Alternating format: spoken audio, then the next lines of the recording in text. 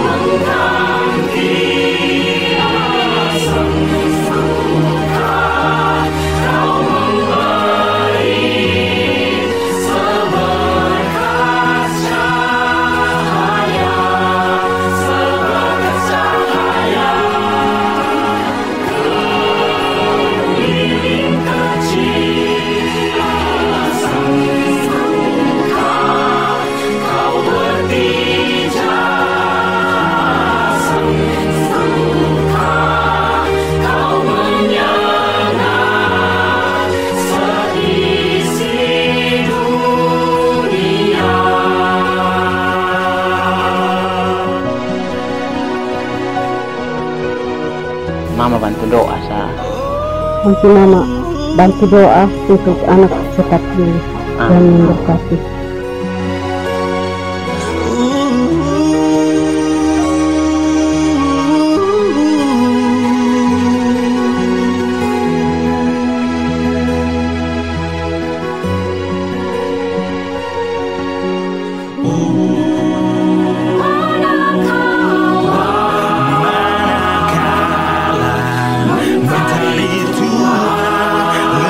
Berbicara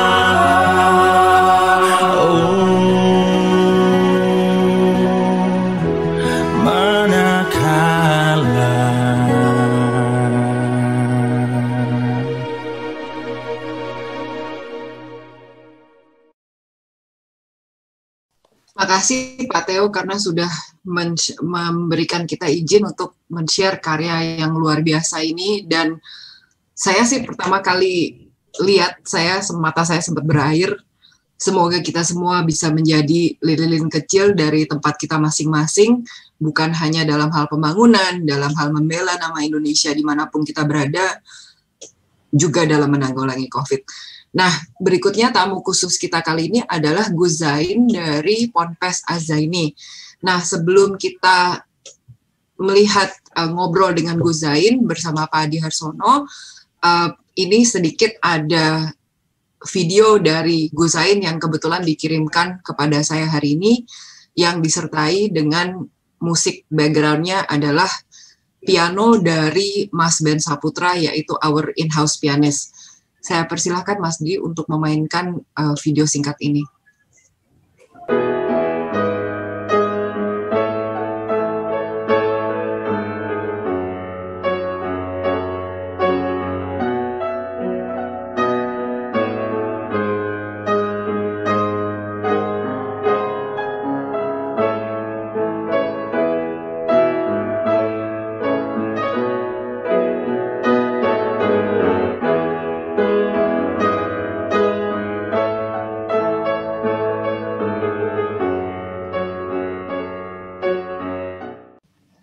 Terima kasih, dan dengan ini waktu dan tempat saya serahkan kepada Pak Adi.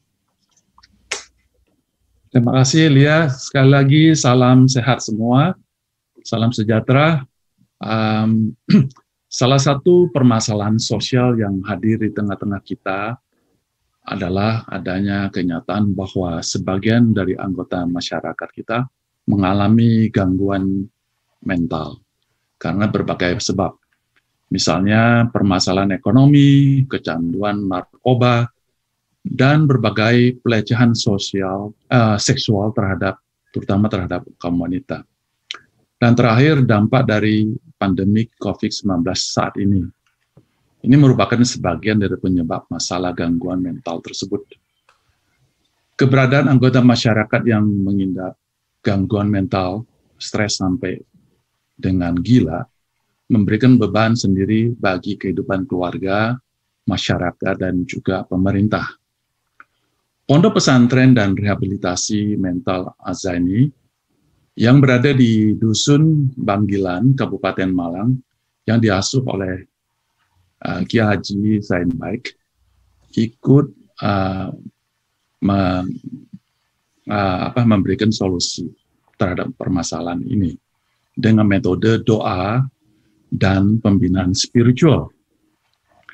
Berdiri pada tanggal 21 September 2001 atau 20 tahun yang lalu, di atas lahan seluas lebih dari 1 hektar, Pondok Pesantren Az-Zaini secara konsisten menyelenggarakan program penyembuhan, majelis taklim, majelis zikir, dan istighosah secara rutin. Kami pribadi kenal Gus Zain, ya, demikian panggilan akrabnya, sudah cukup lama, ya. Kami pernah berkunjung ke pondok pesantren yang tadi kita lihat sama-sama di video, begitu indah, begitu bagus bangunannya, ya. Beberapa kali kami ke situ, kami sekarang mau sharing sedikit saja kunjungan pertama. Biasanya kunjungan pertama itu sesuatu yang perlu diingat terus. Pada kunjungan pertama kali, ditemu sapa dengan ratusan santri gangguan jiwa, kami terkejut menjumpai warga negara asing yang ada di tengah-tengah para santri yang tidak beruntung itu. Ya. Ternyata dia seorang warga negara Singapura, yang di sini kami tidak perlu sebut namanya. Beliau juga telah meninggal dunia 3 tahun yang lalu karena sakit jantung. Warga negara Singapura tersebut, background-nya menurut Gus Zain, dia pernah menjadi general manager di perusahaan patungan di Batam. Karena tersangkut narkoba, dia terlantar di Batam, tidak bisa kembali ke negaranya. Stres berat hingga menjadi tidak waras.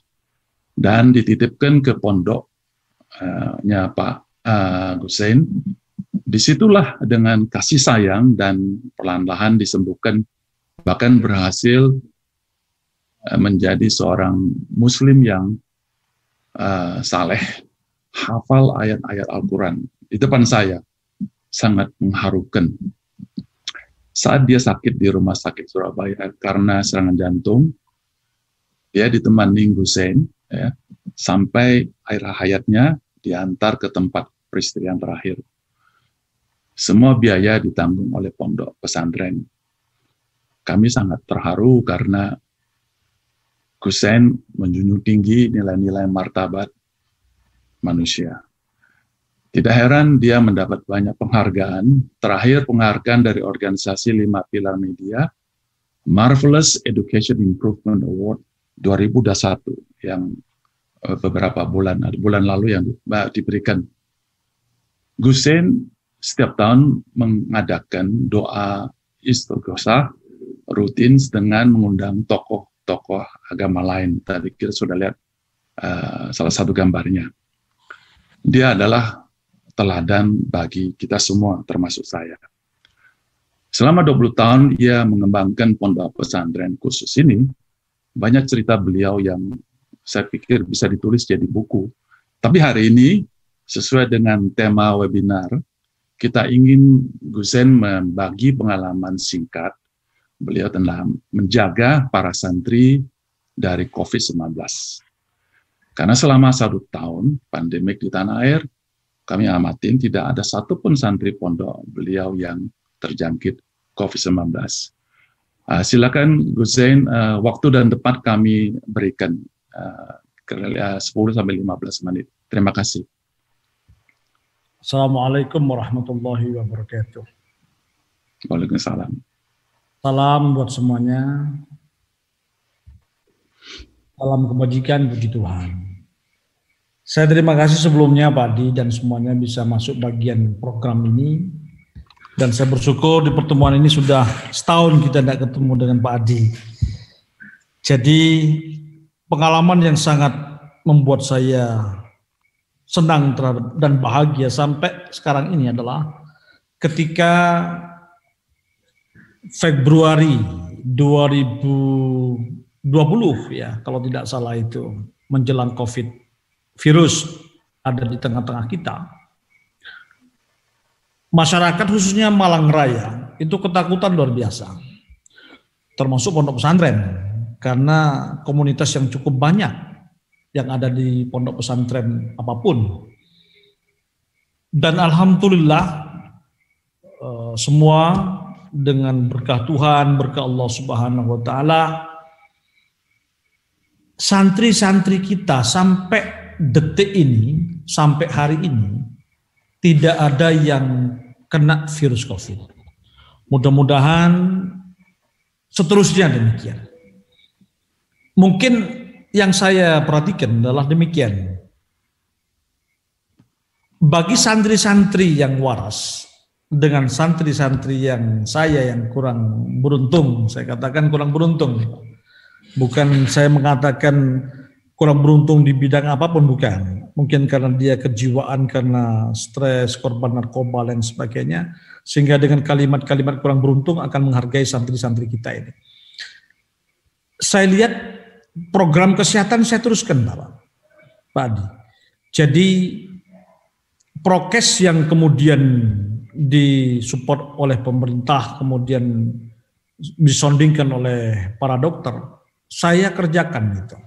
Dengan menjaga jarak, memakai masker, kemudian hand sanitizer, kemudian kita juga dengan kebersihan yang cukup. Dan Pak Adi pasti sangat memahami pondok kami, karena beliau sudah seperti ayah saya, guru saya, orang tua saya, yang banyak membina dan memberikan support buat Gusein.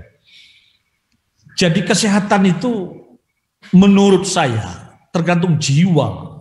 Jiwa kita kalau tidak ada kepentingan, pasti badan kita ini sehat. Kita lihat santri kita ini. Santri kita ini adalah orang-orang yang notabene kurang beruntung tadi. Ini mandinya teratur. Pagi, siang, malam. Makannya pun juga teratur. Pagi, siang, dan malam. Kebersihannya pun juga luar biasa, bisa kita lihat dan Pak Adi sudah memahami di pondok kami. Mandinya santri-santri kita ini Pak Adi itu di shower juga, Pak. Tidak di sebuah tempat kayak jeding begitu, kemudian mandi pakai ciduk, tidak. Dia pakai shower, ya. Kita semprot dari atas itu. Jadi sebetulnya mereka sama dengan santri-santri yang lain sebetulnya dalam segi teknis menjaga kebersihan. Tapi yang menjadi sebuah yang unik yang saya lihat adalah ketika santri-santri yang ada di pesantren lain itu banyak yang kena. Bahkan ada 300. Bahkan yang kena 500 para santri, dan mohon izin dan mohon maaf itu juga banyak tokoh-tokoh agama yang kena di situ. Saya berpikir, saya alhamdulillah mudah-mudahan ini terus berlanjut, kita ini selalu sehat, diridhoi oleh Tuhan yang Maha Kuasa. Yang saya sharing demikian, kenapa mereka ini kemudian selalu sehat gitu ya? Karena tidak ada kepentingan tadi. Mereka selalu happy dan selalu bahagia. Dan mereka tahu Pak, bahwa ini kena COVID itu. Jadi kalau ada ambulan lewat, itu santri kita pas lagi berjemur, lagi berolahraga, kemudian ada ambulan lewat, dia teriak, ada yang mati kena COVID. Ada mati kena COVID. Mereka juga tahu gitu ya. Saya tanya, kamu tahu COVID? Tahu apa? Virus yang mematikan. Kamu tahu dari mana? Ya tahu dari diri sendiri, yang namanya orang gila Pak. Itu ya. Tapi subhanallah, luar biasa Tuhan memberikan sebuah keberkahannya itu ya. Jadi prinsip saya adalah jangan terlalu takut sama penyakit ini, tapi jangan terlalu sombong sama penyakit ini. Jadi kalau sampai virus ini, kalau kita teledor, betul-betul kita besar dampaknya. Tapi kalau terlalu takut, akan jadi paranoid dan juga itu akan membentuk imun kita jadi turun gitu lah. Jadi intinya, substansinya, resep yang kita berikan kepada santri kita, justru saya banyak belajar sama santri. Kita juga takut sama sekali Pak. Salamannya pun ada tamu, saya jaraknya 3 meter, itu, pakai masker gitu. Dan takut sekali. Malah yang santri kita bilang, yang stres ini, jangan takut Pak Kiai, virusnya ada. Mereka luar biasa itu. Jadi artinya mereka mempunyai ketidakcurigaan. Mereka tidak punya a priori gitu ya. Mereka mensupport dirinya sendiri gitu lah. Jadi pada prinsipnya tadi sekali lagi resep kami adalah tetap menjaga prokes, dan saya sendiri sebetulnya Pak, mumpung dalam kesempatan kali ini, saya kepengen seluruh santri ini saya divaksin sebetulnya Pak. Termasuk saya. Tapi ini pada bagiannya nanti mungkin yang saya akan tanyakan itu. Jadi sekali lagi kepengen ini akan menjadi sehat dan sukses cuma satu. Jangan terlalu takut dan jangan terlalu berani dan jangan banyak kepentingan. Kalau hidup ini tidak ada kepentingan, kita ini ikhlas, tulus, menjaga, insya Allah. Ada cerita ini Pak. Semua dijaga. Prokes dijaga.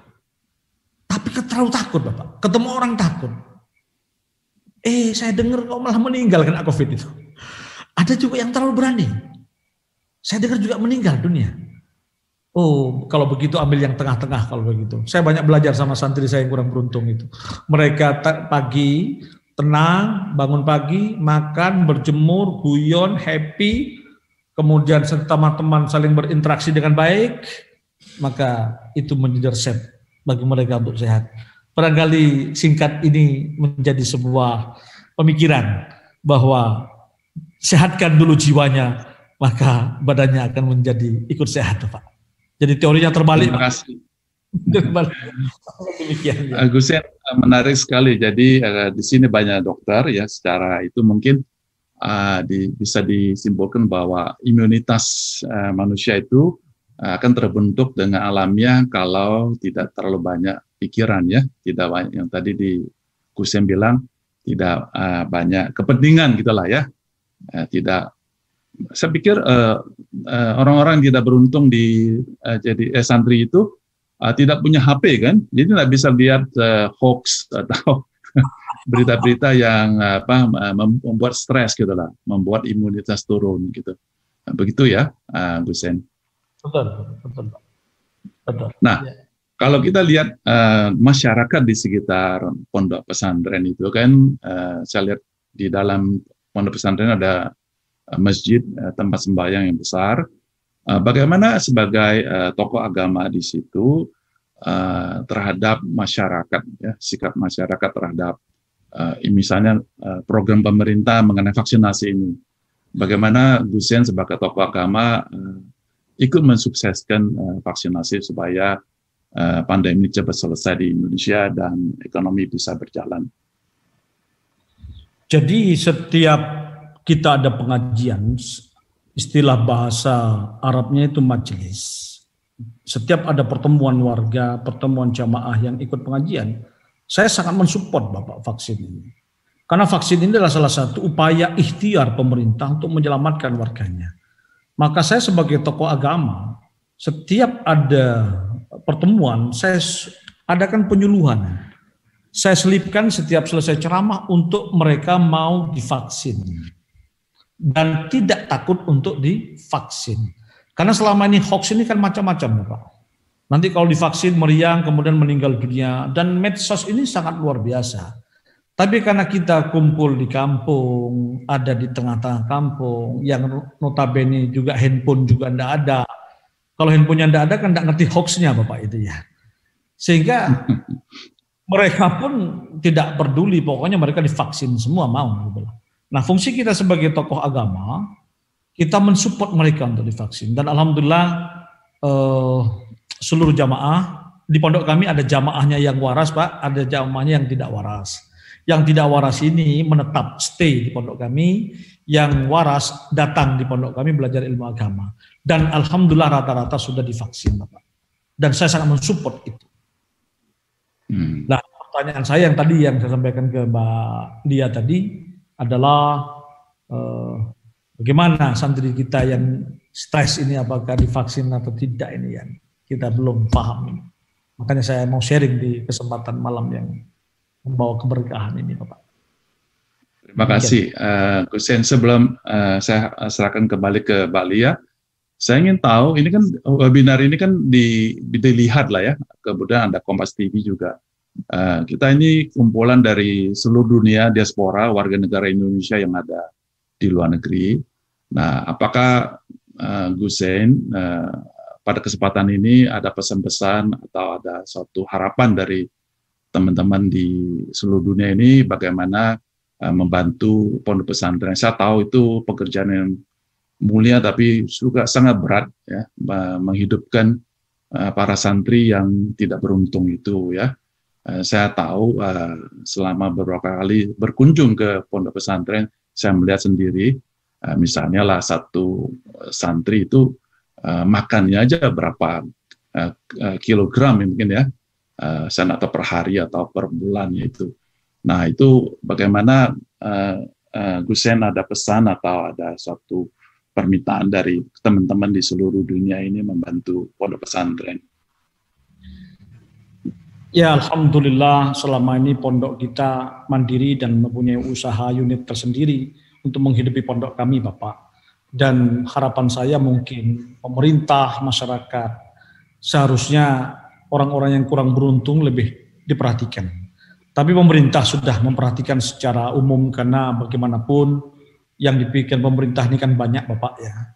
Yang dipikirkan oleh negara ini kan sudah banyak, sehingga saya tetap mandiri dan terus berjuang untuk kemajuan dan kesehatan anak-anak santri kita, dan mereka saya karyakan Bapak. Jadi kita ini alumni sudah 5.000 lebih Pak Adi. Dan yang stay di sini adalah sekitar 200 orang, dan mereka sudah saya kawinkan Bapak, antar yang stres. Begitu kawin langsung sembuh Bapak itu. Begitu nikah langsung sembuh Bapak, dan punya anak loh Mbak Lia. Punya anak loh Mbak Lia, punya anak Pak Di, punya anak. Dan anaknya kita ambil, kita kemudian tidak kita beri susu ASI Bapak, karena takut genetik, takut mereka ikut stres juga, sehingga kita ambilkan baby sister dan kita kemudian besarkan itu. Dan alhamdulillah pondok kami sekarang ini ada unit-unit kecil lah Bapak, mudah-mudahan mereka jadi terhormat. Kenapa saya bikin pondok begini baik, layak, biar mereka terhormat. Bagaimanapun dia adalah anak bangsa, mempunyai hak untuk bermasyarakat dan lain sebagainya. Saya tahu kelemahan kalau mereka balik kepada daerahnya masing-masing dan kembali ke masyarakat, belum tentu masyarakat bisa menerima Bapak. Dan ini tugas kita yang mempunyai kelebihan ilmu, kelebihan intelektual, kelebihan harta benda dan sebagainya, barangkali di seluruh dunia, bukan hanya saya saja. Mungkin di Indonesia atau di Malaysia, di mana saja negara yang sekiranya perlu disupport, ya bismillahirrahmanirrahim, dengan nama Allah mudah-mudahan bisa tersupport semuanya Pak. Mereka bekerja sekarang ini, Bapak pernah tahu di pondok kami punya usaha sapi, ya usaha sapi kita ini alhamdulillah baik jalan, cuman menakutkan Bapak, karena kalau saya takut mereka kemudian sapinya ini diseruduk sama sapi Pak, karena mereka stres. Kadang sapinya dicium Pak, kadang kalau ketemu sapi, sapinya dicium, akhirnya dicium sapi luka juga akhirnya Pak. Nah sekarang ini alhamdulillah mereka sekarang saya kerjakan di alfukado Pak, kita bikin kebun alpukat, dan sekarang ini mereka senang sekali. Alpukatnya ya dicium, alpukatnya juga dilus-elus karena mereka kan stres Pak ya. Rupanya dengan tangan dingin mereka itu alpukat saya berbuahnya banyak Bapak itu. Tinggal kita kendaraan menuju ke sana Pak Adi untuk mengangkat mereka. Sebab kalau mereka naik sepeda motor sendiri, naik mobil sendiri kan tidak mungkin bisa. Kalau mereka kemudian naik mobil umum juga tidak berani yang ngangkut siapa karena mereka stres.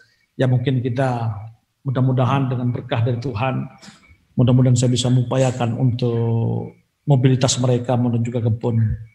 Demikian Pak Adi, dan mudah-mudahan doa saya kepada Tuhan, kepada Allah, alumni di sini Pak, ada yang sudah jadi pedagang, ada yang sudah jadi dosen dan sebagainya. Mudah-mudahan ke depan bisa lebih baik. Demikian Pak Adi. Pak Gusen, saya boleh tanya satu pertanyaan aja Pak? Siapa Pak? Siapa Pak? Pak Dr. Ali. Ya, kegiatan mereka lebih banyak outdoor apa indoor Pak? Indoor outdoor Bapak. Porsinya banyakan mana Pak Gusen? Outdoor. Outdoor. Jadi kita di sawah-sawah samping belakang Pak Ali, di situ ada taman-taman, sawah-sawah untuk kangkung, nanam gobes, cabai begitu Pak.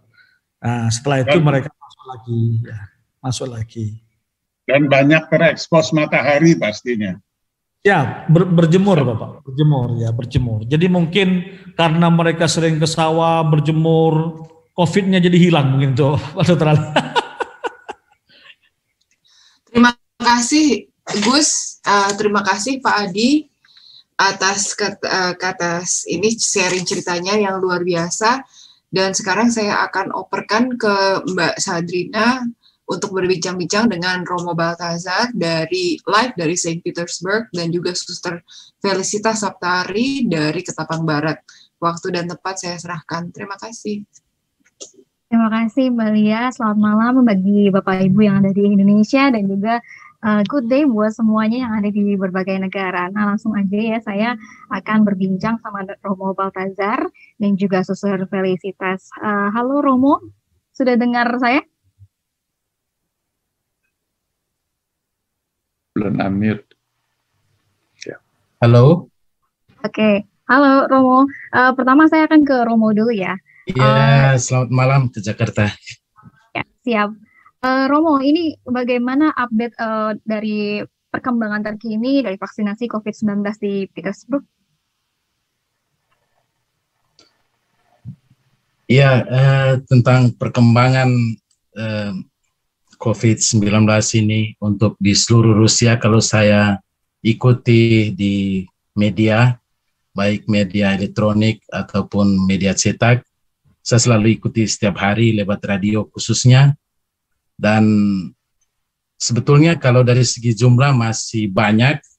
Kalau saya catat hari ini masih untuk yang terinfeksi baru itu 9.284 dan yang meninggal 3.361.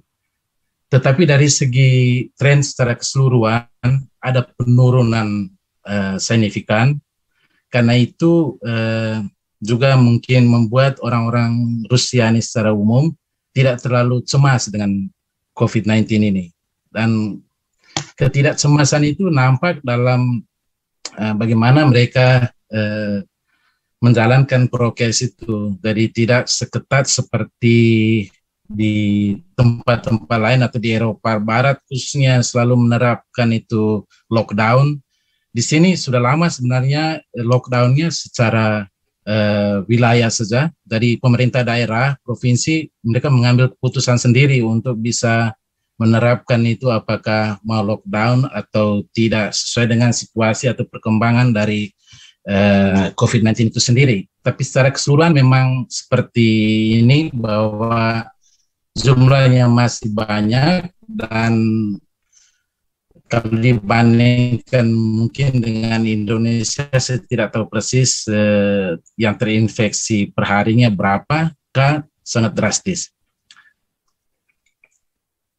Oke, baik Romo. Ini sebagai tokoh agama, lalu pandangan Romo seperti apa dari vaksinasi COVID-19 ini?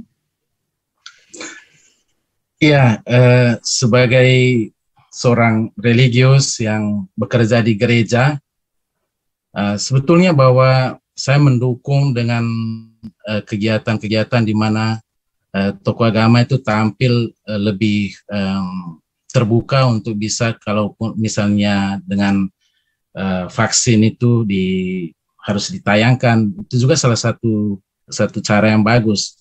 Kita tahu bahwa Paus Fransiskus sendiri sudah menjalankan vaksinasi ini pada tanggal 13 Januari yang lalu dan itu disiarkan hampir seluruh dunia tahu tentang itu.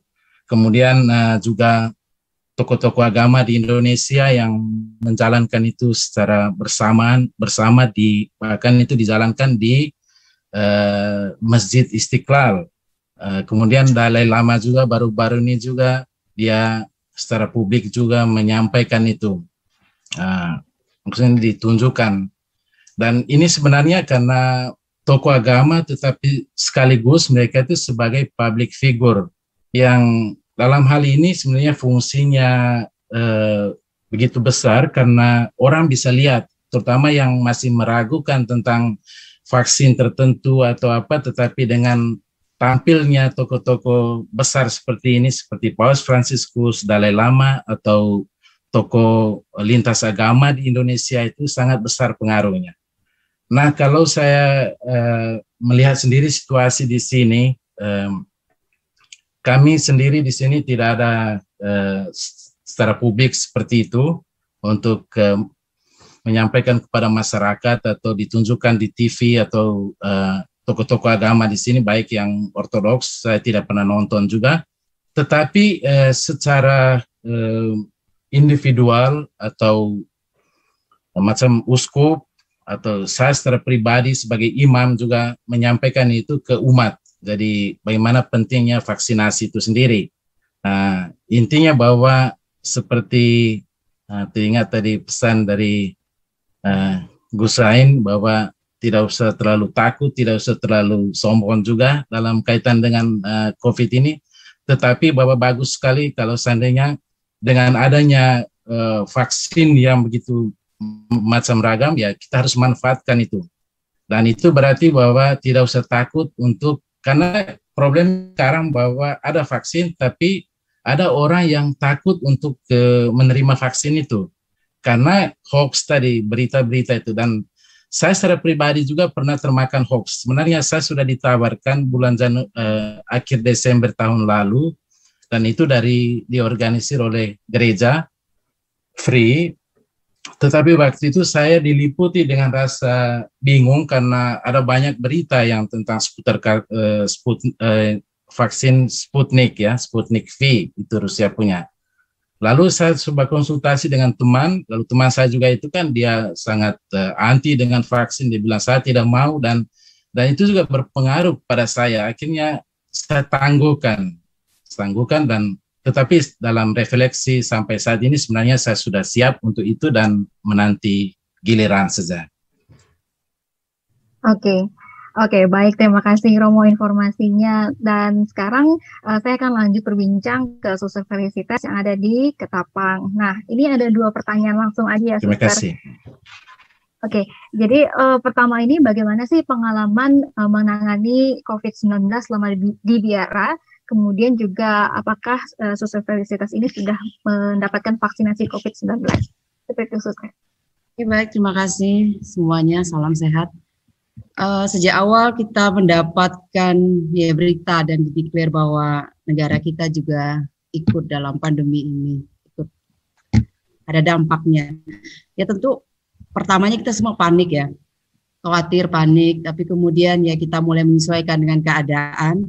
Jadi yang di Biara kita lakukan di semua komunitas-komunitas pastinya menjalankan protokol kesehatan, para suster, karyawan, dan siapapun yang memang berlintas dengan kita di kompleks komunitas Biara wajib menggunakan masker setiap waktu, kemudian membiasakan membawa hand sanitizer, alkohol kemana saja, lalu kebiasaan cuci tangan, beberapa wastafel juga kita bangun di beberapa akses yang lebih banyak aktivitasnya keluar masuk para suster, karyawan, lalu jaga jarak dan sebagainya itu kita lakukan. Dan 8 bulan pertama memang kita secara rutin selalu mensterilkan tempat-tempat umum kita, ruangan-ruangan umum dengan disinfektan. Lalu kami juga mengurangi kegiatan-kegiatan di luar Biara. Bahkan para suster sejak tahun lalu dan sampai hari ini tidak ada yang boleh cuti dulu, libur mengunjungi keluarga demi mengurangi itu. Kecuali ada orang tua yang sakit atau sakit keras atau meninggal, ya kita izinkan pulang dengan tetap memperhatikan protokol kesehatan. Dan kita juga menyiapkan akhirnya ruangan-ruangan khusus untuk kamar isolasi bagi para suster yang kalau udah ketahuan demam, batuk, flu itu udah mesti harus isolasi dulu. Juga para suster yang dari luar kota mesti isolasi dulu, kemudian nanti rapid antigen atau swab. Ya mengapa kita lakukan ini gitu? Karena kita tinggal di satu kompleks dengan 4 rumah Biara. Karena Biara Pusat di mana saya tinggal sekitar 50-an suster dan ada satu rumah itu semua suster lansia ada di situ. Jadi sangat riskan dan selain 4 rumah ini kita juga ada rumah sakit yang hanya berbatasan tembok, lalu ada asrama pelajar dan 5 sekolah di satu kompleks. Jadi resiko untuk terpapar itu tinggi sekali. Nah, jadi memang selama ini sampai hari ini itu yang kita lakukan di semua komunitas kita, khususnya yang di pusat. Karena itu tadi kita dekat jalan raya, dekat dengan perkantoran, dan itu yang kami lakukan. Lalu saya sendiri belum vaksin, karena saya penyintas COVID 2 kali. Jadi saya mungkin dijadwalkan vaksin sekitar bulan Mei. Tapi puji Tuhan bahwa hampir 40% dari para suster sudah divaksin. Sebagian dari mereka sudah tuntas, sudah 2 kali. Dan sebagian lagi, seingat saya minggu depan mereka akan mendapatkan vaksin yang kedua.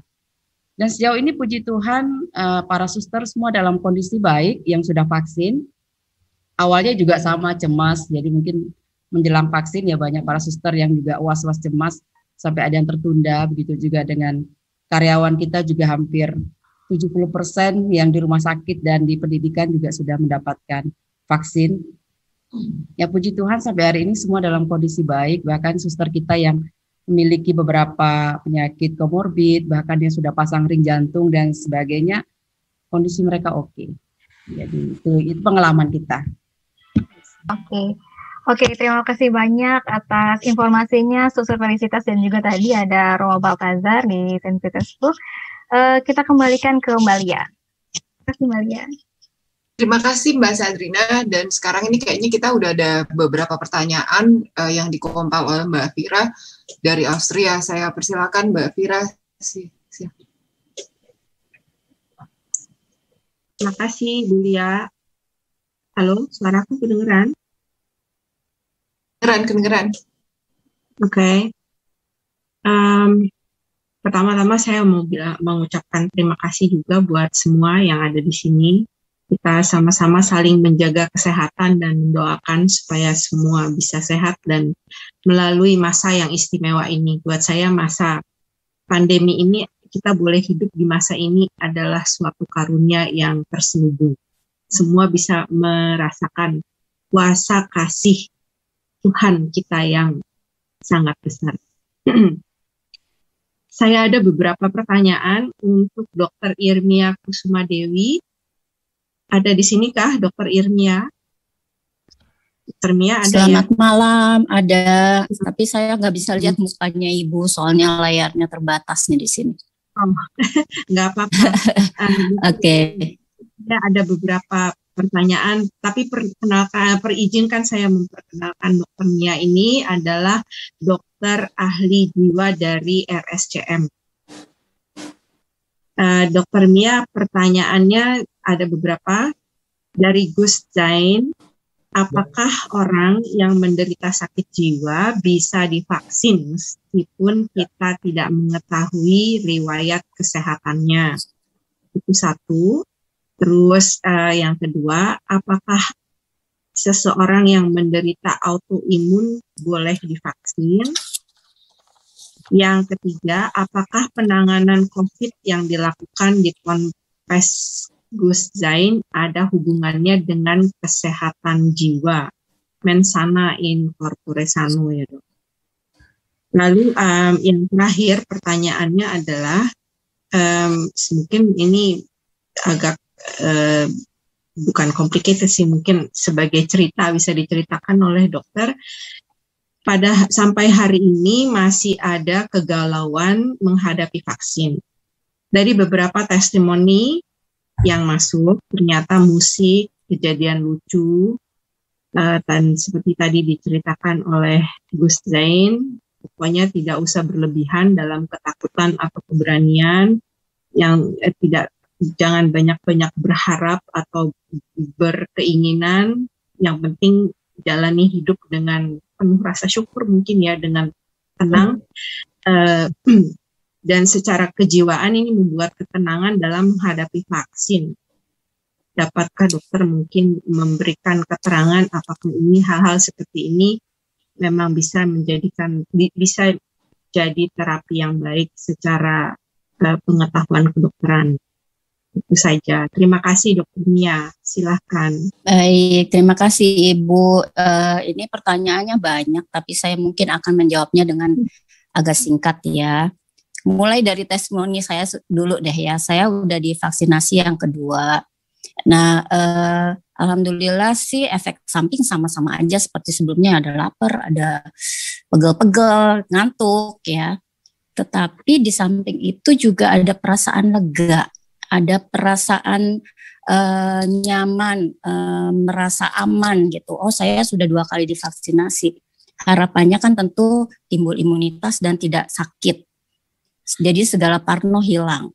Nah, secara biologis itu perasaan nyaman dan senang itu menimbulkan endorfin di kepala kita ya. Nah, itu endorfin itu membantu meningkatkan imunitas. Ya, jadi kalau bubuknya namanya morfin ya, tapi kalau di dalam badan kita yang diproduksi dari kita sendiri namanya endorfin. Nah, jadi itu seperti yang tadi Gus Zain juga bilang bahwa penderita gangguan jiwa, kita nggak bilang gila lagi ya Gus, maaf. Ya, kurang jadi penderita gangguan jiwa itu kan perasaannya, pikirannya itu terbatas sama hal-hal yang tidak ribet gitu. Jadi dia selalu happy katanya ya. Nah, karena happy itu juga dia happy merangsang endorfin. Endorfin merangsang kegembiraan dan akhirnya itu meningkatkan imunitas ya. Jadi sebetulnya semuanya jadi terkait. Kalau kita merasa senang, kita bisa meningkatkan imunitas. Nah, jadi ini juga menjawab kenapa tadi di tempatnya Gus Zain itu tidak terkena COVID karena satu yang terkait dengan kegembiraannya. Yang kedua tadi yang disinggung oleh Dr. Ali, bahwa mereka berjemur kan, terpapar sinar matahari yang cukup sehingga ya itu juga membuat imunitas kita jadi lebih baik. Seperti itu mungkin ya yang bisa saya jawab. Terima kasih Dr. Mia. Mudah-mudahan yang atau ada yang mesti diperjelas lagi? Kalau buat saya sih cukup. Cuman mungkin itu tadi satu, apakah yang ada autoimun boleh divaksin juga? Oh iya, oke. Nah, untuk penyakit-penyakit yang, tadi kan pertanyaannya juga kalau orang yang mengalami gangguan jiwa itu, apakah mungkin divaksinasi, ya? Sebetulnya kan sebelum kita lakukan vaksinasi itu ada pertanyaan-pertanyaan standar yang bisa menilai saat ini dalam kondisi sakit atau tidak. Nah, kalau misalnya terkait dengan autoimun, tentunya harus ada pertanyaan yang lebih lanjut ya. Jadi bisa ditanyakan pada caregivernya atau staf di staf di pondok yang ikut mendampingi. Apakah ada gejala sakit dalam 1 tahun terakhir ini yang sering, yang serupa, yang bentuknya seperti autoimun? Itu ada pertanyaan-pertanyaan tambahan tentunya dari dokternya. Ya, karena itu perlu ditanyakan. Biasanya kalau autoimun juga sedang nggak terlalu sering flare, sebetulnya nggak apa-apa ya kayaknya diimunisasi. Ya, jadi indikasinya memang lewat pertanyaan-pertanyaan standar yang selalu diberikan pada saat setiap kita mau divaksinasi. Baik, terima kasih Dokter Mia. Mungkin boleh aku minta sedikit penjelasan lagi yang lebih rinci. Kan mereka ini ada gangguan jiwa ya, dan nggak tahu mungkin Gus Husain bisa memberikan keterangan. Tapi mungkin orang-orang yang terganggu ini mereka tidak punya sejarah kesehatan dan tidak punya dokter pribadi.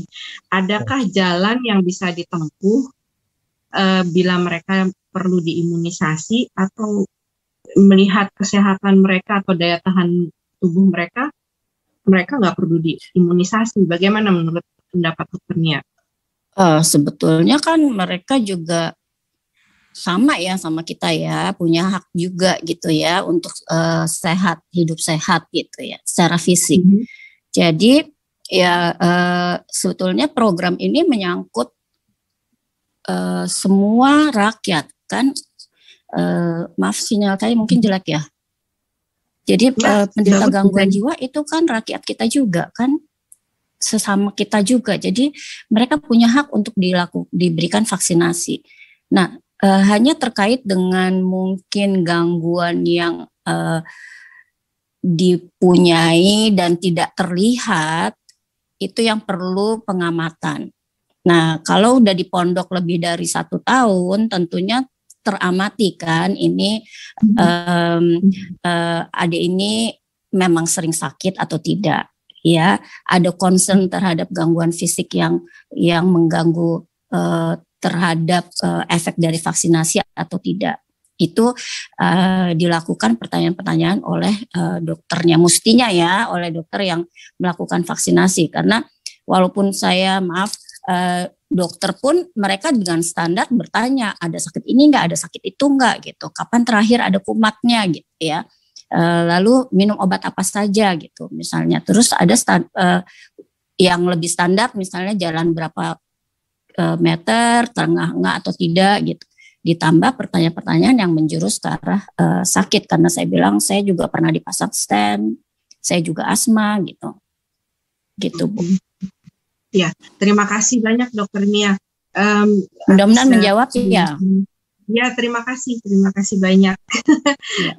Terima kasih. Saya kembalikan kepada Bu Lia dan terima kasih sekali lagi Bu.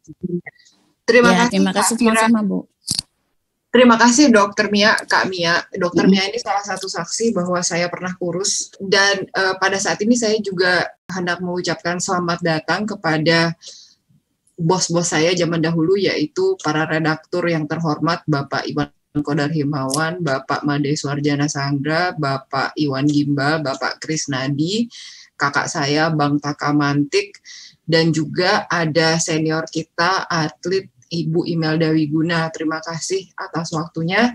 Dan juga sudah ada Mbak Diana Valencia dari Kompas TV, Pak Yohanes dari Rumah Sakit di Philadelphia, dan tentunya kakak kita semua, Dr. Ali Al-Katiri. Dan ini sebagai gambaran saja, background-nya Pak Yohanes itu real ya, karena beliau memang pada saat ini lagi kerja di rumah sakit. Nah, berikutnya akan saya serahkan kepada Pak James Sundah bersama Mas Adam yang akan memberikan sedikit pesan melalui lagu yang berjudul Yang Terbaik. Saya persilahkan Mas Di untuk memutar videonya. Ini persembahan adik kita, Mbak Arlin dan Mbak Sofia dari Berklee College of Music. Saya persilahkan. Ya, sebelum Mas Didi putar, selamat good day, selamat pagi, selamat semua. Senang sekali kita hari ini bisa ketemu dari berbagai tokoh agama, tokoh wartawan, dan tokoh-tokoh atlet. Jadi itu semua ada hubungannya dengan COVID dan penanganannya melalui vaksin. Kali ini juga ada adik-adik kita dari tokoh-tokoh musik ya kalau kami sebut, karena begitu banyak juga hadir hari ini yang teman-teman musisi, karena acara kami ini dari sejak awal mengkaitkan musik dengan vaksinasi. Selanjutnya pada hari ini bersama kita sudah ada beberapa teman-teman dari alumni Berklee College of Music. Ini satu sekolah musik yang terbaik di dunia. Banyak penerima Grammy Award lahir dari sekolah ini. Mbak Arlin dan Mbak Sofia ini lulusan Grace, lulusan baru. Kalau istri saya itu lulusan Berklee College of Music juga, tapi lulusan tahun 90-an. Ini ada satu lagu yang mereka mencoba menampilkan dengan gaya masa kini. Lagu ini sebetulnya sudah pernah rilis 20 tahun yang lalu, tapi dengan adanya COVID dan harapan terhadap vaksin, lagu ini diaransemen ulang, diinterpretasi ulang. Mudah-mudahan melalui lagu ini kita bisa sama-sama mengharap bahwa vaksinasi adalah upaya yang terbaik dalam menanggulangi COVID-19. Silakan Mbak Lia. Sudah ku alami 1000 misteri dalam kehidupan yang ku lewati. Tiada jawaban yang dapat ku genggam. Semakin jauh aku tenggelam. Selagi ku bimbang dalam keraguan, Kau tunjukkan arah jalan yang benar, hingga ku tak lagi ragu untuk melangkah, menyibak rahasia yang kan datang. Terlalu lama aku mencari kepastian diri yang telah tersembunyi, hingga Kau datang memberi arti. Kaulah yang terbaik bagi diriku.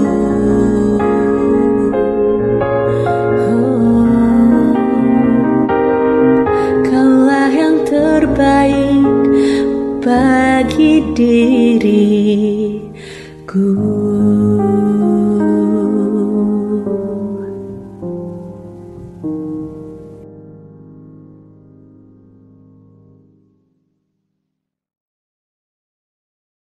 Terima kasih atas pemutarannya. Nah, sekarang ini berikutnya saya akan memanggil para senior saya. Ini saya jujur aja udah keder dan dari kemarin karena saya akan mengundang Mas Iwan Kodar Himawan, Mas Iwan Gimbal, Mas Made, dan Mas Krisnadi. Nah, untuk mempersingkat waktu, saya akan memanggil bos saya ini untuk menceritakan pengalamannya yang katanya memang nggak drama. Mari kita mendengar dari Mas Iwan Kodar. Silahkan Mas, singkat aja. Terima kasih, Lia. Selamat pagi ya. Selamat malam untuk teman-teman yang lain. Selamat malam, Om James. Apa kabar? Assalamualaikum, Gus Zain. Selamat malam, teman-teman. Saya perkenalkan, nama saya Iwan Kodar Himawan. Saya pernah menjadi pemimpin redaksi majalah Gatra sampai tahun 2005. Saya menjadi bagian dari 5.500 wartawan yang divaksinasi. Total kan Dewan Pers dapat data 17.000. Batch pertama 5.500. Nah, saya masuk yang batch pertama ini.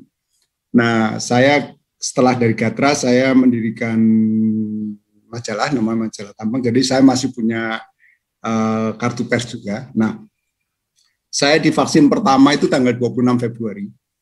Kemudian vaksin yang kedua tanggal 17 Maret. Nah, saya merasa penting untuk divaksinasi. Pertama karena memang saya butuh perlindungan ganda, walaupun saya juga kemana-mana selalu pakai masker, menjaga jarak, saya juga menjaga kesehatan dengan olahraga dan makan yang bergizi, tetapi saya merasa ada butuh perlindungan ekstra karena saya kadang-kadang harus bertemu dengan klien atau urusan presentasi, urusan pekerjaan.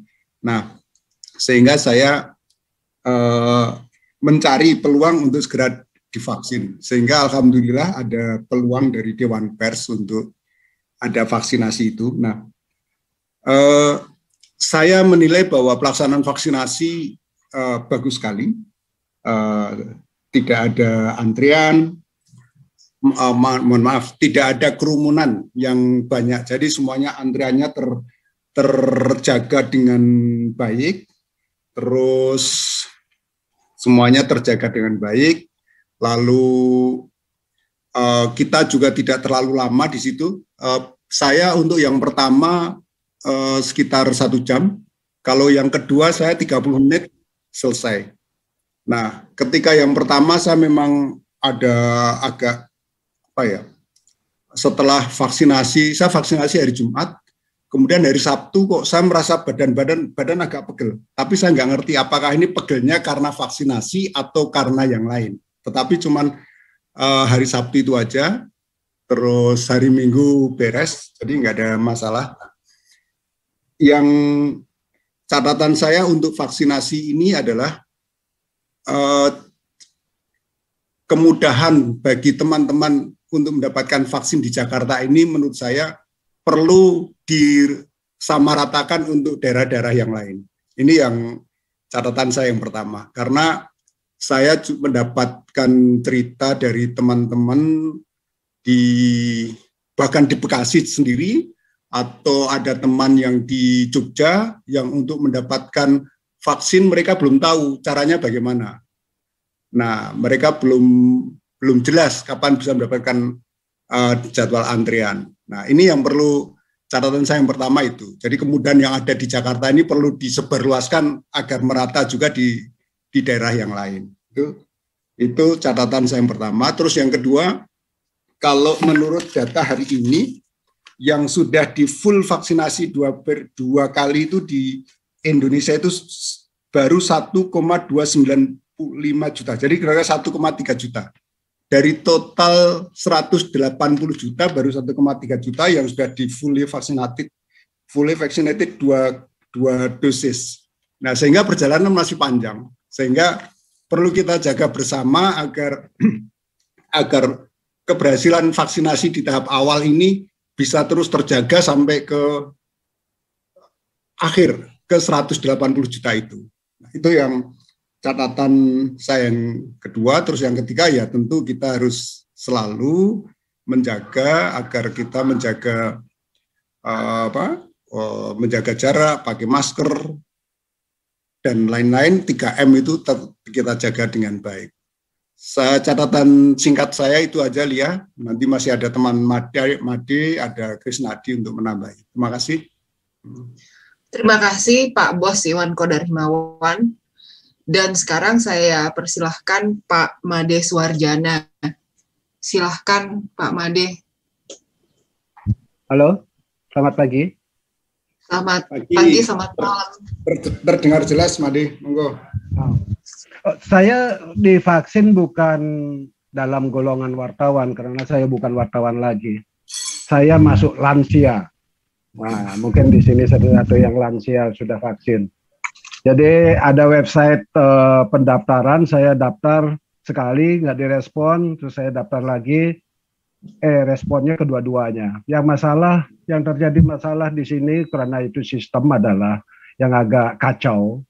Itu adalah penetapan tempat fasilitas kesehatan tempat vaksin dengan tempat tinggal itu agak kacau berjauhan. Seperti saya tinggal di Kalibata, Jakarta Selatan, saya mendapat lokasi untuk vaksin itu di Kopi Jakarta Timur. Terus ada juga itu 15-an kilo rumah di jaraknya. Dapat di Tanjung Priok. Tapi bagusnya adalah ternyata kita bisa vaksin di tempat terdekat dengan di fasilitas kesehatan terdekat. Jadi yang ingin saya sampaikan bahwa seperti Iwan katakan tadi, sistemnya bagus. Tapi yang perlu jadi catatan adalah untuk kita sebenarnya, ya betul vaksin itu sudah memberi kepercayaan, tapi sebenarnya dengan perbandingan jumlah yang telah divaksin dengan yang belum itu sangat jauh, sehingga kita yang sudah divaksin, betul kata Iwan, harus tetap menjaga melakukan prokes itu. Saya kira pelaksanaan di Jakarta betul kata Iwan, karena istri saya tinggal di Jogja sampai saat ini belum dapat vaksinasi, dan dia bingung mencari karena informasi dari dinas kesehatan setempat itu tidak bagus. Beda dengan Jakarta, memang agak lumayan bagus lah untuk pelaksanaan. Dan nggak ada efek apa-apa setelah divaksin, dan itu mungkin gimana ya, pemberitaan sebelum tentang vaksin itu terlalu diekspor gitu, seakan-akan sesuatu peristiwa yang menggemparkan gitu, tapi nggak seberapa, cuma beberapa detik kok itu, dan tidak terjadi apa-apa. Nah, saya termasuk golongan yang paranoid dalam pengertian sangat ketat menjaga protokol kesehatan. Sampai saat ini saya belum ketemu dengan Krisnadi dan belum ketemu dengan Iwan, padahal biasanya kami bertiga itu dulu sebelum wabah ini hampir setiap bulan kami bertemu makan siang bersama di kantornya Iwan. Tapi sekarang saya sendiri beberapa kali diundang teman itu memang nggak berani untuk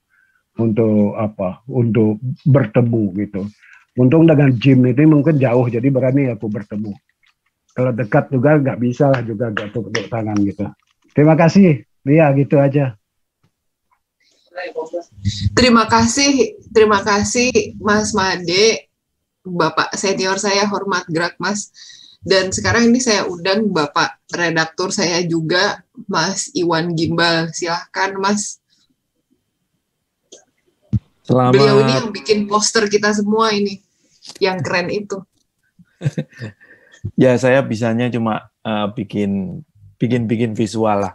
Saya bantu di situ. Sebelumnya, selamat malam, good day untuk semuanya.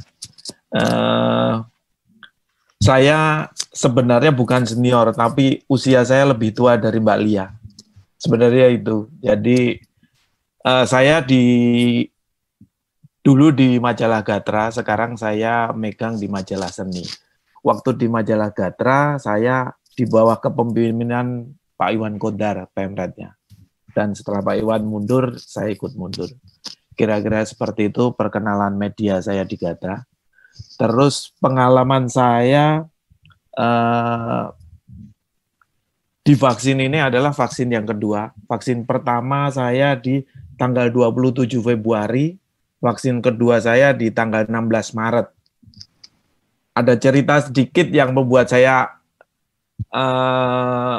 rada galau waktu itu. Karena saya ikut vaksin yang 5.000 wartawan pertama. Pertama adalah step masuk ke vaksin. Saya sempat cerita sama Mas Jim sama Mbak Lia bahwa Indonesia seketat itu ya gitu. Karena di pengalaman Mbak Lia masuk duduk langsung di injek. Kalau di kita ada beberapa trap masuk, walaupun banyak, itu tidak, memang seperti cerita Mas Iwan Kodar bahwa tidak ada kerumunan. Yang hari pertama memang ada sedikit karena memang awal ya, pertama kali. Yang hari kedua itu sangat lancar dan saya masuk di hari ketiga. Yang hari ketiga itu masuk urutannya itu sampai 9 kali trap. Jadi duduk pertama, antrian pertama, antrian kedua, antrian ketiga, ambil nomor, panggil 20 orang, masuk sampai akhirnya yang di terakhir pertanyaan, ada 14 pertanyaan, dan tensi badan. Dan ternyata tensi saya tinggi, hampir saya tidak boleh vaksin. Nah, itu agak membuat saya drop sebenarnya. Karena posisi saya biasanya itu darah rendah. Kenapa tensi saya bisa tinggi waktu itu gitu. Akhirnya yang menanganin saya untuk vaksin itu orangnya sangat baik. Mungkin semua juga sangat baik. Saya pas dapat juga baik. 10 menit pertama saya diminta untuk istirahat di tribun. Ada beberapa teman nyaranin untuk dengerin lagu, untuk dengerin lagu dan nonton video lucu. Dan itu saya ikutin aja. Karena memang saya nggak bisa ngapa-ngapain di dalam. Ternyata 10 menit berikutnya saya dipanggil lagi untuk ditanya, untuk ditensi lagi. Tensi yang kiri turun 10 trap, 10 poin. Tapi tensi yang kanan diulangin lagi, saya di bawah. Dan waktu itu saya diperbolehkan untuk vaksin karena digital otomatis kan komputer layar akan nyala sewaktu kita diperbolehkan vaksin. Nah, akhirnya saya lolos. Dari situ, pengalaman itu, vaksin yang kedua, saya benar-benar jaga kesehatan. Yang pertama, saya tidak tidur malam. 2 minggu itu saya makan sehat, sayur-sayuran, buah-buahan, daging saya kurangin. Dan memang yang vaksin kedua, saya lolos dengan lancar aja. Posisinya juga tekanan darah saya normal. Itu pengalaman yang menurut saya rada excited ya. Karena kalau udah sampai sana, saya tinggal 1 langkah, vaksin keluar gitu loh. Kenapa nggak dari yang pertama? Karena itu 1, 2, 3, 4, 5, 6, 7, 8, 9 vaksin. 10-nya kan pertanyaan keluar gitu loh. Dan saya udah sampai di 9 gitu loh. Ini pengalaman yang menurut saya teman-teman atau siapapun lah yang akan divaksin memang bagaimanapun juga harus mempersiapkan diri, terutama sehari sebelumnya janganlah begadang karena memang orang media rata-rata, apalagi masjid, musisi dan lain-lain itu biasanya nggak bisa tidur sebelum di atas jam 12 malam. Nah itu pengalaman yang saya tidak akan lupakan. Itu Mbak Lia. Terima kasih Mas Gimbal dan juga terima kasih terima kasih atas posternya yang keren. Nah ini ada satu lagi Mas Krisnadi, cuma kameranya mati. Mas Kris, apa ada yang mau ditambahkan singkat Mas Kris? Kalau nggak ada, saya akan langsung ke Mbak Siska untuk bicara dengan 3 dari kawan kita, yaitu Mbak Diana Valencia dari Kompas TV, dan juga Pak Theo yang sudah divaksin, Dan ini ada dari Balikpapan, Ibu Yohana Simatupang. Silahkan Mbak Siska.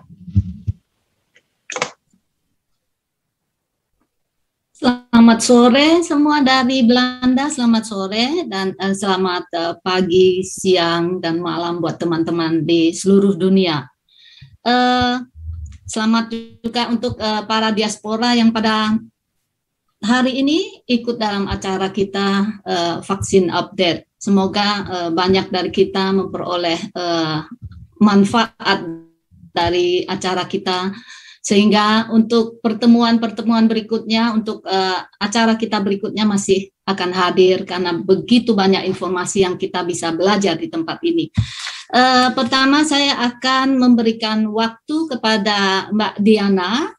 Silakan di-unmute Mbak untuk menceritakan pengalaman pada saat menerima vaksin, apakah mengalami efek samping, bagaimana proses sampai menuju kepada penerimaan vaksin. Silakan Mbak Diana. Silakan di-unmute ya. Terima kasih. Oke. Selamat malam semuanya untuk Mbak Siska, terima kasih, dan seluruh Romo, Suster, semua teman-teman yang hadir, dan senior-senior di dunia jurnalistik. Salam kenal dan semoga kedepannya bisa bertemu juga.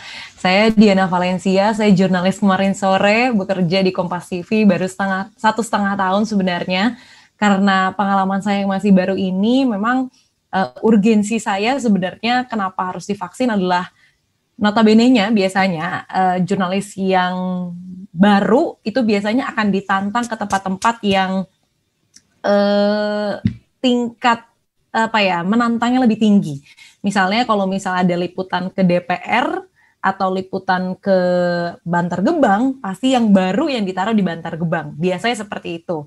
Nah, dan saya selama 1,5 tahun ini, karena sebenarnya saya tidak merasa terbebani, karena justru saya senang sekali mengcover COVID-19 di suasana yang istimewa ini. Tadi juga sempat sudah disebutkan, saya pernah ke pemakaman pasien COVID, kemudian harus berkunjung ke ICU rumah sakit, kemudian juga ketika waktu itu ada kerumunan di beberapa tempat, entah itu kedatangan satu tokoh atau 2 tokoh, kemudian banyak sekali yang melibatkan kerumunan, itu saya meliput, sehingga memang saya pun sangat amat mencari peluang saya untuk mendapatkan vaksin, terutama karena saya masih tinggal bersama dengan orang tua, jadi saya lebih berpikir kepada orang-orang rumah begitu. Nah, kemudian Kompas TV sebenarnya cukup aktif karena ada tim gugus tugasnya sendiri di kantor, kemudian aktif untuk melempar link sebenarnya, link untuk dari Dewan Pers kah, entah itu untuk peringatan Hari Pers Nasional lah kah, itu ada banyak sekali tautan dan saya mengisi semuanya. Bukan karena saya merasa maruk atau gimana, cuman saya ingin mengisi semuanya, tapi kalau misalnya saya bisa ngisi satu, boleh gitu. Saya sudah saya sudah divaksin 2 kali, ada 2 dosis, secara keseluruhan sebenarnya sama, tidak ada kendala, kerumunan, prokes semuanya terjaga dan tidak ada efek samping, tapi memang terakhir di dosis kedua, itu sebenarnya karena mungkin setelah saya divaksin, saya langsung bekerja, waktu itu peliputan, jadi cukup lelah dan lemas, tapi selebihnya semuanya fine, dan semoga dengan adanya dengan adanya vaksinasi ini segala sesuatunya bisa lebih baik lagi, terutama untuk mengurangi risiko tertular, ataupun kalau misalnya memang tertular tidak sampai separah itu kondisinya. Begitu Mbak Siska. Ya, terima kasih Mbak Diana untuk sharingnya. Terima kasih. Memang tujuan vaksin adalah untuk mengurangi agar kita tidak terkena COVID, tapi kalau kena seperti yang disampaikan tidak akan parah, itu yang memang di sini juga disampaikan. Terima kasih. Untuk yang kedua saya akan memberikan waktu kepada Bapak Theo Dulan dari Universitas dari Bapak dari Kupang ya Pak ya. Jadi saya berikan waktu kepada Bapak untuk menyampaikan pengalaman Bapak setelah divaksin pertama dan kedua. Silakan Pak. Ya, baik. Terima kasih. Selamat pagi buat kita semua. Kegiatan vaksinasi tahap pertama ini di lingkungan kerja saya di Universitas Nusa Cendana sudah dilaksanakan dari 2 minggu kemarin, tepatnya tanggal 8 Maret, dan hari ini sudah memasuki vaksinasi yang kedua. di tanggal 22 ini. Dan pengalaman saya waktu mengalami vaksinasi pertama, itu tentu ketika dikabari ada vaksinasi ada rasa senang, rasa nyaman, aman, karena akan segera divaksin. Dan proses vaksinasinya berjalan lancar. Bagi saya semuanya berjalan lancar. Dan pada waktu proses vaksinasi itu pakai lengan kiri, kemudian aman, kondisi stabil setelah divaksin, dan sampai dapat sertifikat vaksin pertama. Dan selepas divaksinasi tentu ada rasa tetap harus menjaga kesehatan. Jadi protokol kesehatan tetap dijaga supaya jangan sampai sakit akhirnya. Supaya ketika memasuki vaksinasi tahap kedua nanti bisa siap. Dan pada Jumat nanti ini saya siap untuk menjalani vaksinasi yang kedua. Dan semoga vaksinasi kedua ini dapat berjalan dengan lancar. Mungkin itu saja dari saya, dan saya merasa siap di vaksinasi kedua dan mulai beraktivitas, dengan harapan saya dapat beraktivitas dengan normal kembali. Mungkin itu saja Ibu pengalaman saya. Ya. Terima kasih Pak Theo, terima kasih. Saya akan sampaikan juga bahwa saya cukup terharu dengan video yang dibuat dari Undana. Sangat bagus, luar biasa mengharukan ya. Jadi ini juga salah satu untuk membantu kaum muda yang untuk memotivasi orang-orang muda untuk berjuang dalam kondisi apapun. Karena sukses itu tidak harus dicapai dalam kondisi yang selalu baik, tapi memang tantangan-tantangan itu yang membuat kita menjadi penuh perjuangan untuk mencapai kesuksesan. Terima kasih Pak untuk sharingnya. Untuk yang ketiga saya mau menyapa Mbak Yovana Sitompul. Apakah sudah ada dari Balikpapan? Halo Mbak, adakah? Kayaknya udah putus deh. Tadi barusan aku. Udah putus ya? Kayaknya udah putus. Mungkin masalah sambungan kali. Nggak apa-apa. Oh, oke. Kalau sebelum saya kembaliin kepada Lia, saya membaca di grup itu ada pertanyaan dari Ibu Dr. Christina tentang vaksin di Belanda, ya, yang ditulis oleh Ibu Dokter bahwa setelah jangka waktu dari vaksin pertama dan kedua itu 2-3 bulan. Sejauh yang saya tahu, itu yang saya alami sendiri itu tidak selama itu, Dokter Christina. Jadi dari vaksin pertama, kedua itu kami 3 minggu, kami pakai Pfizer.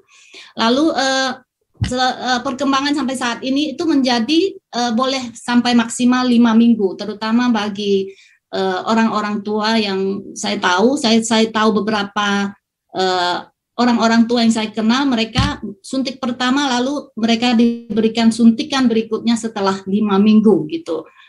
Itu saja yang saya informasikan, jadi tidak segitu lama, 3-4 bulan itu Bu. Terima kasih, itu saja informasi dari saya tentang apa yang saya alami di Belanda. Waktu dan tempat saya kembalikan kepada Lia. Terima kasih. Terima kasih Kak Siska.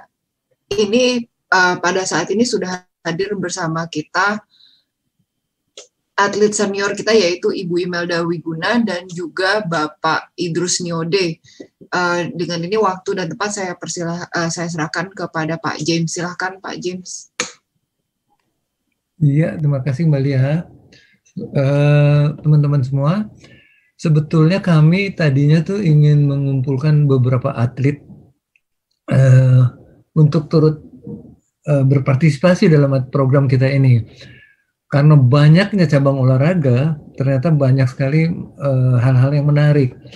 Antara lain sebenarnya ada dari teman-teman dari Porkemi yang di masa pandemik masih bisa menjuarai kejuaraan dunia kata tingkat dunia, juara 2 itu di masa-masa pandemik. Terus ada beberapa juga teman-teman yang lain, khususnya beberapa minggu ini kita melihat ada suasana yang kurang menguntungkan bagi dunia olahraga Indonesia, yaitu peristiwa All England. Tapi kita nggak mau ke situ, karena bersama kali ini sudah hadir Mas Idrus Niode. Idrus Niode ini kalau di dalam dunia renang, saya tahu banget ada keluarga perenang, ada keluarga Yusariaya ya, Mas Idrus itu dari Soraya terus sampai ke bawah. Yang hari ini sebenarnya juga kami undang adiknya yang menjadi dokter, yang tetap menjadi atlet usia 60-an, tetap menjadi juara Asia. Di dunia renang ada keluarga Yus Syariaya, ada keluarga Item, salah satunya sahabat kami, Robert Item, dan ada keluarga Niode, yang bertahun-tahun mereka memecahkan rekor, bahkan tidak terpecah. Tahun yang lalu, adik dari Mas Idrus ini, yaitu sahabat kami Lukman Niode, yang kami panggil Luki, telah meninggalkan kita. Teman kami yang rekornya berapa belas tahun tidak terpecahkan itu, ternyata kalah oleh COVID. Beliau wafat, dan sejak itu kita sangat berhati-hati di dalam menghadapi COVID. COVID itu ada, dan nanti kita dapat ini dari Mas Idrus. Selamat malam Mas Idrus, Bung Idrus. Selamat malam Bung James, apa kabar? Ya, apa kabar? Sehat, baik. Balianya juga selamat malam semua. Oke, ini dia Mas Bung Idrus sebagai masih aktif ya sebagai pengurus PRSI ya sekali ini ya. Kebetulan enggak, cuma kebetulan sekarang lagi persiapan untuk salah satu sub bidang untuk pelaksanaan PON Papua ya, dengan penuh pertanyaan dan adanya COVID ini. Itu aja. Oke. Jadi ini aja. Ya, sebelum kita ngomong-ngomong, Mas Idrus sudah divaksin? Begini, saya itu mengenai vaksin ya, kalau boleh saya cerita sedikit. Iya. Saya tinggal di daerah Cibubur. Kebetulan di kompleks kami ini ada satgas yang sangat ketat sekali dengan semua peraturan, sampai berjalan di kompleks pun harus menggunakan masker. Dan akhirnya satgas ini membentuk bahwa akan direncanakan kayak 2 hari yang lalu kami ada Zoom meeting mengenai pelaksanaan vaksinasi ini. Tapi saya juga udah mau ke GBK, ada yang go show aja katanya. Tapi saya pikir-pikir juga yang sini saya sudah daftar di daerah Bekasi Cibubur ini. Tapi untuk go show itu kira-kira gimana ya? Apakah menyalahi atau itu yang saya membingungkan tuh. Jadi vaksin ini saya kejar waktu gitu, saya kejar kesempatan. Tapi saya sudah terdaftar di Cibubur di kompleks kami ini. Jadi besok itu saya rencana mau go show, ini yang masih bimbang juga apakah saya tinggalkan Cibubur, saya berangkat ke GBK untuk ikutan vaksinasi di sana. Rencananya hari ini tadi pagi, tapi tadi pengumuman keluar sudah terdaftar resmi, tinggal waktu. Tapi kalau saya cek ke kelurahan masih jauh ini. Sama juga kayak di daerah ya, di Jakarta itu lebih cepat ketimbang, sedangkan saya di Cibubur itu terbagi atas 5 daerah, Bogor, Jakarta Timur, Bekasi, dan Jawa Barat. Jadi ini padahal kalau cuma saya keluar tol sedikit saya masuk Jakarta, tapi untuk vaksinasi kayaknya jauh sekali, belum ada ininya ya, belum ada tanda-tandanya sama sekali untuk kapan kira-kira schedule dari vaksinasi untuk daerah Bekasi yang notabene ini merah jambu warnanya ya, kalau lihat dari ininya, karena mungkin SDM-nya ya, bahwa tidak merasa tidak penting menggunakan masker. Dan terakhir masih ada, daerah kami itu masih ada sedikit perkampungan dan ada perkawinan yang udah ramai-ramai dan ada layar tancap dan ada dangdut seperti itu. Saya laporkan ke ketua satgas, dia bilang mereka nggak bisa bikin apa-apa karena ini sudah seperti dulu, berjalan lama ya, Bung James. Jadi sulit. Jadi antara awareness atau attention mereka terhadap COVID ini ada apa enggak sih? Kita wanti-wanti juga ada di kompleks kita juga yang bukan anak-anak main sepeda ya. Boleh silakan mau main sepeda mau apa, tapi tolong dong ini pemerintah lagi giat-giatnya untuk mencegah COVID ya. Kok malah main sepeda gitu loh. Terus yang downhill, by all means silakan deh, silakan. Tapi jaga kesehatan dong. Dan pulang COVID di kompleks. Jadi kompleks lockdown. Jadi gimana mau? Nggak tahu mau ngomong apa. Saya nggak tahu lagi. Ini yang masalahnya bukan yang tidak berpendidikan, semua punya pendidikan, punya status, punya financial aspek yang bagus. Tapi kok kayak gini? Mau marah sama siapa ya? Nggak tahu. Tapi ini yang ada sekarang ini di kompleks saya ini. Jadi saya bilang juga kebetulan istri saya juga kerja di BUMN. Dia sudah daftar di BUMN sendiri, tinggal menunggu waktu. Dan kondisinya sama, BUMN juga ramai itu kantornya, nggak ada yang 25%, 50%. Saya bilang, oh my God, ya udah, siap-siap aja dengan semua protection, antivirusnya kayak vitamins atau apa, olahraga.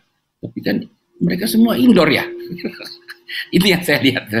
Itu kira-kira Bung James yang saya bisa sampaikan. Karena almarhum Lucky ini adalah makhluk 4 sehat 5 sempurna. Betul. Tapi plus stres. Plus stresnya dia ini karena ada beberapa konsep dari sport science ini yang tidak bisa diterapkan di Indonesia. Karena dia selama masa hidupnya dia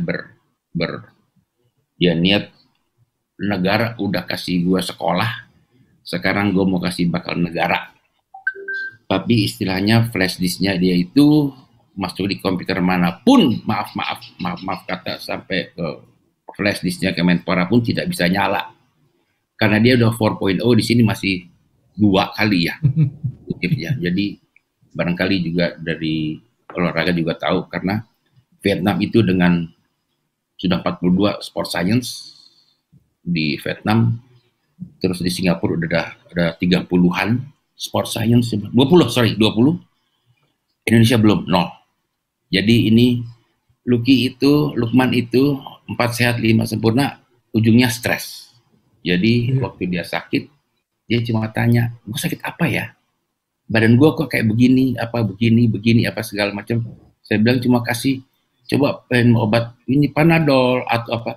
Tapi itu dia meninggal pada tanggal 17 April, berarti dia sudah kena di bulan Maret. Karena sebelumnya dia bekerja di KSP ini untuk rencana pembagian pakaian untuk si pada tenaga kerja, tenaga medis, dan juga pembagian alat-alat napas itu. Nah, kita nggak tahu sebelumnya dia panas tinggi, terus 2 kali swab positif, tapi begitu masuk rumah sakit positif. Dalam beda 2 hari dia selesai. Jadi tolong semua dengan melalui ini kita kejar orang-orang supaya segera vaksinasi. Tolong jangan abai terhadap lingkungan, jangan anggap enteng. Ini musuh nggak kelihatan gitu loh kalau hemat saya ya. Itu musuh tidak kelihatan, dan juga atensi terhadap lingkungan.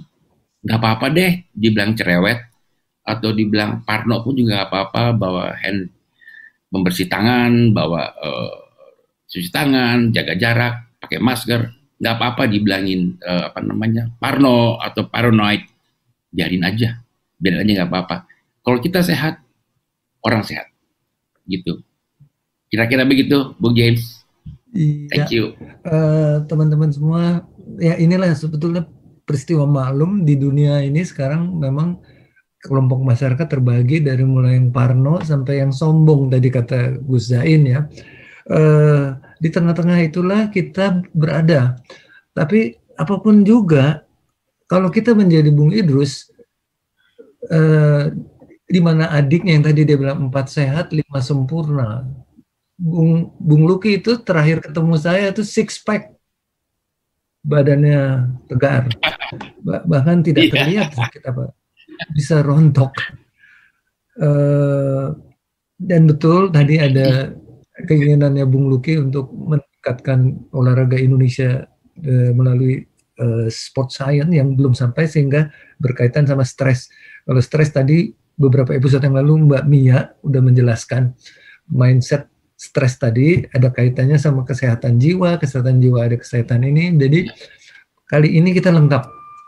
Ada atlet yang secara fisik agak sulit dipercaya bisa kalah oleh COVID, tapi ini faktanya Mas Idrus adalah saksi.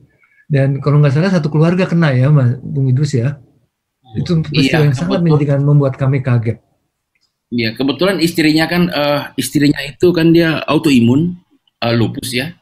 Jadi ternyata autoimun itu tidak tersentuh sama COVID.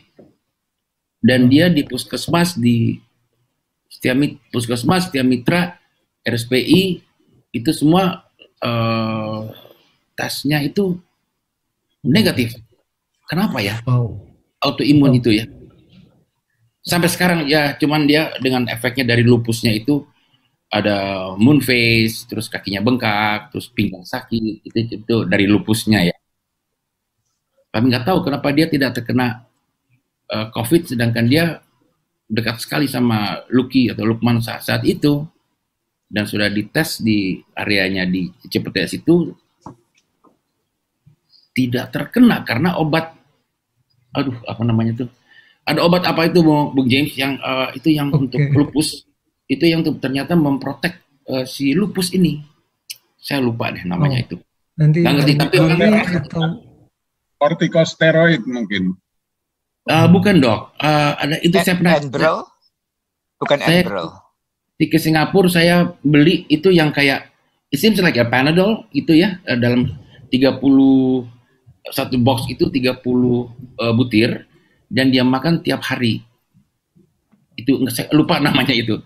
Saya belinya 2 box dan itu juga boleh dibawa sebelum saya berangkat ke airport. Saya lupa namanya itu dok. Bukan Humira. Jadi bukan. Ya nanti teman-teman, nanti infonya kita cari bahwa ada beberapa hal juga, selain takdir ya Pak Gus Zain ya, kita percaya ada takdir, tapi kita juga diberi kekuatan untuk menjaga, terutama kalau nggak bisa menjaga diri sendiri, kita jaga keluarga kita yang paling dekat, jaga juga jangan kita menularkan ini kepada orang lain, itu yang membuat susah. Iya. Jadi kira-kira gitu ya Mas Idrus, ini kita tetap akan mengundang lagi. Halo, Bung Ali ya? Saya boleh menyarankan sedikit buat silakan. Iya dong. Sebaiknya mana yang cepat duluan ke GBK atau ke Hang Jebat, tidak perlu memikirkan apa yang sudah didaftar di mana, karena nantinya data itu terintegrasi dengan dasar NIK, Pak. Jadi kalau Pak itu sudah dapat di mana, ya yang lain akan otomatis terdelete. Oke dok. Insya Allah saya yang rencana besok pagi-pagi mau ke GBK aja deh, daripada tunggu-tungguan. Betul. Sebentar dok ya, kira-kira itu. Tunggu dengan sabar sambil denger lagu, nonton video lucu. Itu salah satu cara pengobatan. Jangan stres itu bikin. Oke. Bung Idrus dan teman-teman atlet yang lain, mohon maaf tadi saya lihat Mbak Imelda sudah keluar karena banyak atlet yang sulit untuk tidur diajak begadang karena dunia mereka memang tidur selalu cepat. Kecuali Bung Idrus ini. Ya, sebenarnya jadi untuk lain kali kita akan juga undang kembali teman-teman atlet untuk bercerita lebih banyak, karena atlet juga salah satu garda depan yang harus kita lindungi. Jangan sampai peristiwa All England terulang. Jadi ini saya kembalikan ke Mbak Lia ya. Terima kasih Pak James. Oh, Mbak Lia.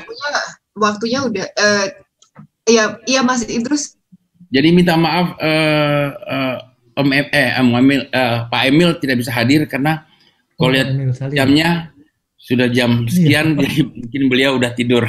Si Omnya udah. Nggak apa-apa Kang Idrus. Nanti kita minta rekamannya aja.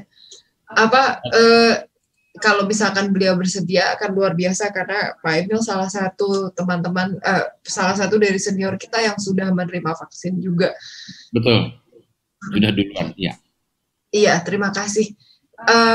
Ini dengan ini saya waktunya udah mau hampir 1,5, udah mau hampir 2 jam. Sebelum kita tutup, ini akan saya serahkan ke Pak Ben untuk tanya jawab dengan para dokter. Silakan Pak Ben. Ya, terima kasih Bu Siska. Kita beruntung sekali kali ini kita ada dokter ya, Dokter Mia tadi sudah present, kemudian ada Dokter Fetty dan Dokter Ali. Ada beberapa pertanyaan sebetulnya yang masuk, tapi kita batasi 1 ya karena waktu terbatas. Ada pertanyaan dari Pak Haritito. Bagus sekali ini. Ada 2 hal. Pertama adalah penderita stroke, terutama yang lansia yang di atas 70 tahun. Apakah masih tidak ada masalah kalau divaksin? Dan kemudian mengenai komorbid ini, dulu ada sempat simpang siur ya, dulu komorbid nggak boleh, diabetes nggak boleh, ternyata nggak masalah. Khususnya yang high blood pressure, diabetes, juga ada kidney problem. Apakah ada syarat-syarat khusus belum divaksin? Pertanyaannya seperti itu. Silakan dokter, mungkin ada yang bisa share. Terima kasih. Pertanyaan pertama yang tentang mengenai komorbid. Stroke, stroke yang boleh. Stroke, iya, ya. Pada prinsipnya saya hampir berpendapat vaksin itu sekaligus menjawab pertanyaan Pak Zen, apakah penghuni di pesantrennya harus divaksin apa enggak. Kalau saya akan jawab wajib. Pada prinsipnya vaksin itu lebih banyak manfaatnya daripada mudaratnya, Pak. Jadi ya termasuk yang komorbid. Saya lebih menyarankan kalau tidak terlalu berat atau tidak terkontrol, misalnya diabetes yang tidak terkontrol, sebaiknya divaksin. Saya mengalami sendiri, ada teman saya, teman dekat saya, dia sudah pasang 4 ring, oleh dokter spesialis jantungnya tidak dianjurkan untuk divaksin karena khawatir. Ternyata 4 minggu kemudian dia terkena COVID. Malah lebih membahayakan, tapi alhamdulillah dia bisa survive. Jadi memang banyak berita-berita yang agak berbau hoax, yang kalau sakit begini nggak boleh, itu nggak boleh, ini nggak boleh. Kalau saya lebih berpendapat vaksinasi itu wajib. Lakukan saja dengan segala resikonya, karena masih lebih banyak manfaatnya. Terima kasih. Mungkin Mia bisa menambahkan. Ya, terima kasih Dokter Ali. Sebetulnya prinsipnya sama. Jadi vaksinasi ini beda urusan dengan penyakit yang ada kayaknya ya. Jadinya memang akan menimbulkan imunitas lebih baik. Saya sendiri pernah pasang ring 2 kali. Saya asma dan ada prediabetik saat ini, tapi ya diimunisasi, nggak ada masalah kok gitu ya. Artinya efek samping tadi saya sampaikan biasa-biasa aja, pegel-pegel, ngantuk, lapar, tapi it's only 2-3 hari selesai. Gitu. Jadi aman kok, insya Allah. Ya. Terima kasih Dr. Mia, dan sekedar info ya, full disclosure, saya sendiri juga pre-diabetes ya, jadi dan itu sama sekali bahkan nggak ditanyakan oleh waktu screeningnya, jadi nggak ada masalah. Dr. Fetty, ada tambahan informasi mengenai hal ini mungkin? Mengenai komorbid? Iya, kalau komorbid dari yang teman-teman kita di antara dokter sendiri banyak yang dengan komorbid tapi nggak ada masalah. Karena memang sudah terkontrol. Sebelum imunisasi itu menjaga kesehatan. Seperti tadi kata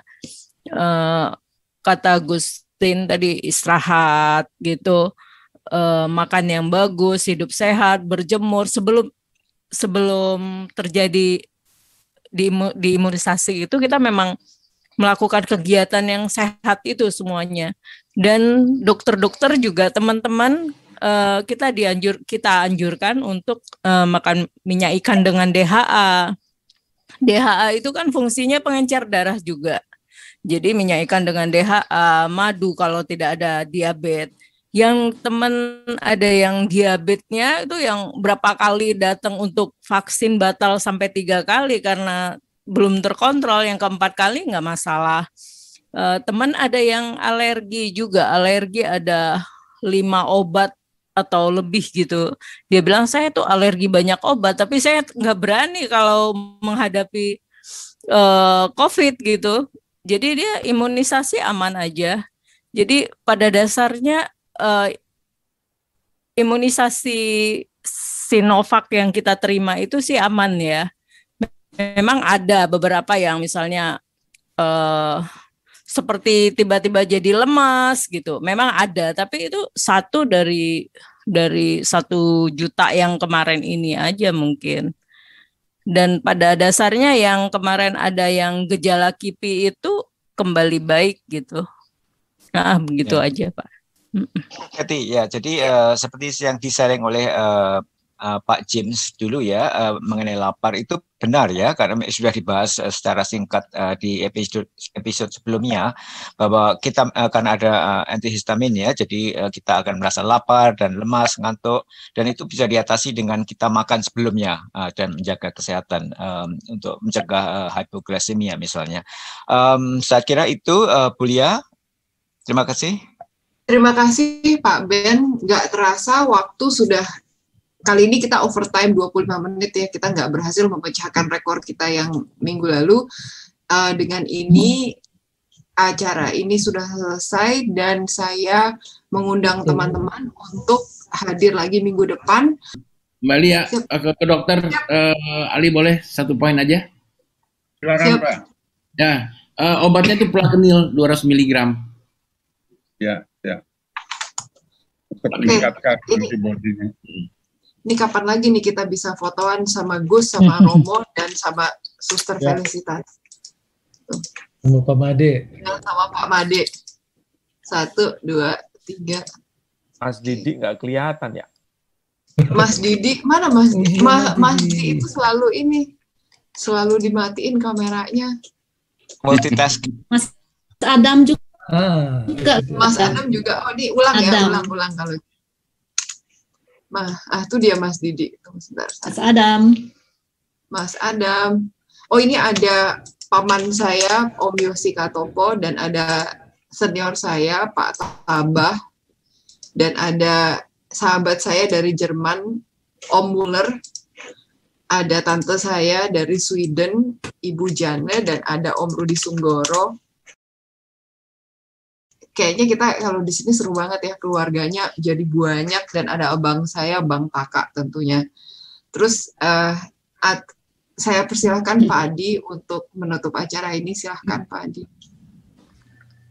Terima kasih Lia dan kawan-kawan yang sudah menyiapkan acara hari ini, menarik. Walaupun agak lambat waktunya, tapi saya kira kita dapat banyak hari ini. Dan sebetulnya ada satu teman juga dokter dari Jerman, kawan kami, yang tadi ya kepingin share tentang mengapa orang sakit asma kena COVID tapi paru-parunya bersih. Ini ada studi baru dari Jerman. Hari ini tidak bisa, dan semoga minggu depan dia ada waktu untuk sharing misalnya hasil studi dari rumah sakit yang di sana ya terhadap pasien-pasien COVID yang sakit asma. Jadi makanya tadi Mbak Lia bilang kita minggu depan ketemu, banyak cerita baru, pengalaman sharing lagi dari berbagai tempat. Oke, selamat malam yang di Jakarta dan selamat pagi, siang bagi yang sudah harus kerja. Sampai ketemu minggu depan. Mama bantu doa, Sa. Nanti Mama bantu doa untuk anak cepat pulih dan memberkati.